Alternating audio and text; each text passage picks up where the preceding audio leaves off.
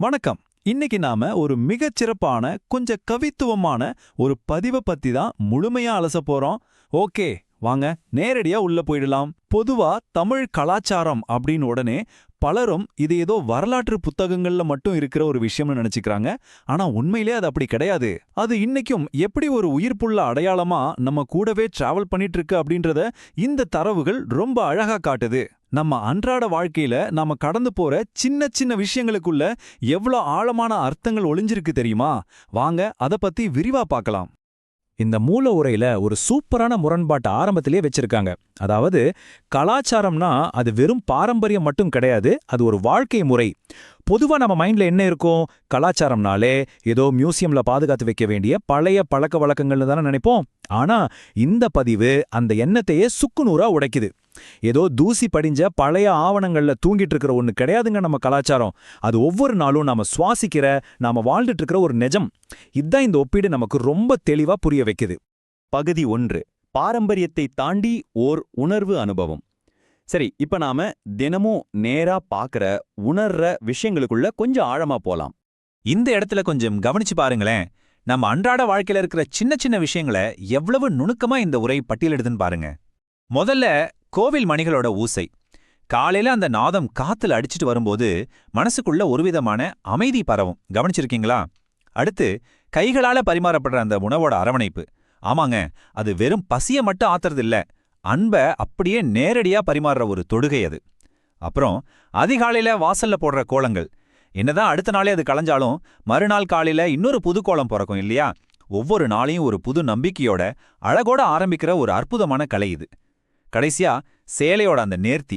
சொல்லப்போனா இது எதுவுமே சும்மா எந்திரத்தனமா நாம செய்யற வேலைகள் கிடையாது. இந்த சின்ன சின்ன தினசரி பழக்கங்கள் எல்லாம் ஒன்னா சேர்ந்துதான் நம்ம தமிழ் அடையாளத்தோட உணர்வு பூர்வமான ஒரு ஆழமான அடித்தளத்தையே உருவாக்குது. சரி, நாம தனிப்பட்ட முறையில உணர்ற இந்த சின்ன சின்ன விஷயங்கள் எல்லாம் கடைசியில எங்க போய் நிக்குது? இங்கதான். இதயங்களை ஒன்றிணைக்கிற திருவிழாக்கள்ல போய் முடியுது. தனித்தனியா நாம ரசிச்ச அந்த ஓசைகள், சுவைகள், கலைகள் எல்லாமே ஒன்னா சேர்ந்து ஒரு பெரிய சமூக கொண்டாட்டமா மாறுது.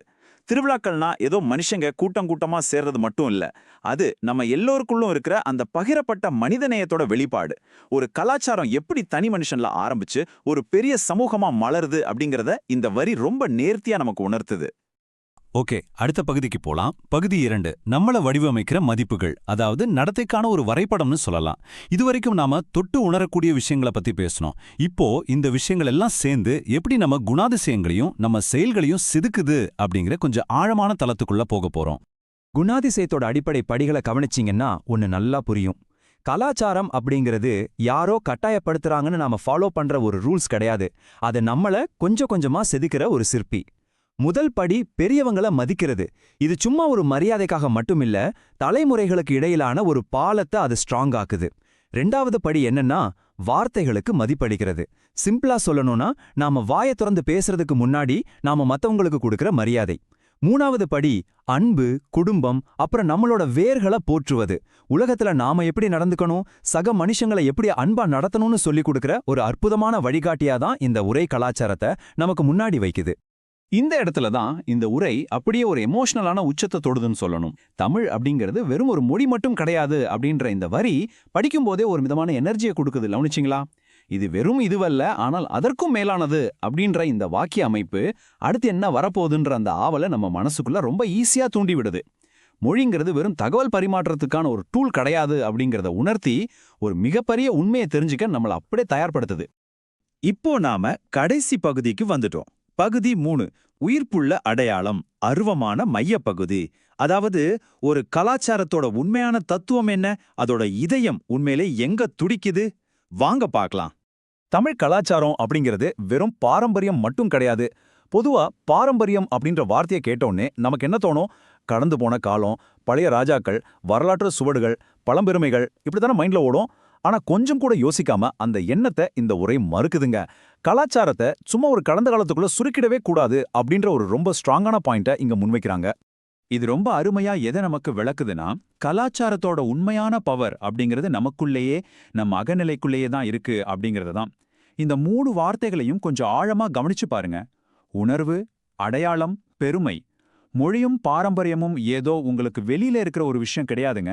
அது உங்களுக்குள்ள இருக்கிற உங்களோட சுயத்தோட நேரடியான ரிஃப்ளெக்ஷன். நீங்க சந்தோஷமா சிரிக்கும் போதும் சரி, கஷ்டப்பட்டு அழும்போதும் சரி, உங்களை நினைச்சு நீங்களே பெருமைப்படும் போதும் சரி, அங்க வெளிப்படுறது உங்களோட இந்த அடையாளம் தான். சொல்லப்போனா இதுதான் இந்த மொத்த உரையோட உணர்ச்சிகரமான கிளைமேக்ஸ். மூல உரையில இருக்கிற இந்த இறுதியான ஆனா ரொம்ப பவரான அந்த பஞ்ச பாருங்க. தமிழ் கலாச்சாரம் என்பது வரலாறு அல்ல, அது இன்னும் உயிர்ப்புடன் இருக்கிறது.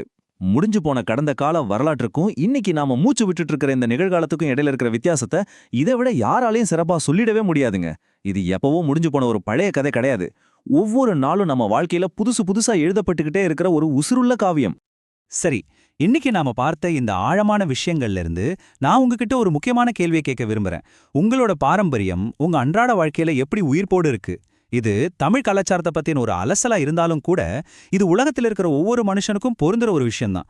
உங்களோட வேர்கள் எங்க இருந்தாலும் சரி, அந்த பாரம்பரியத்தோட சின்ன சின்ன விஷயங்கள், அந்த உணர்வுகள், அந்த பண்புகள்லாம் இன்னைக்கு உங்க வாழ்க்கையில எப்படி வெளிப்படுது? கண்டிப்பா இத பத்தி கொஞ்சம் யோசிச்சு பாருங்க. உங்களை நீங்களே இன்னும் ஆழமா புரிஞ்சுக்க இந்த தேடல் கண்டிப்பா ஒரு பெரிய உதவியா இருக்கும். இந்த ஒரு சூப்பரான அலசல்ல என் கூடவே சேர்ந்து பயணிச்சதுக்கு ரொம்ப நன்றி.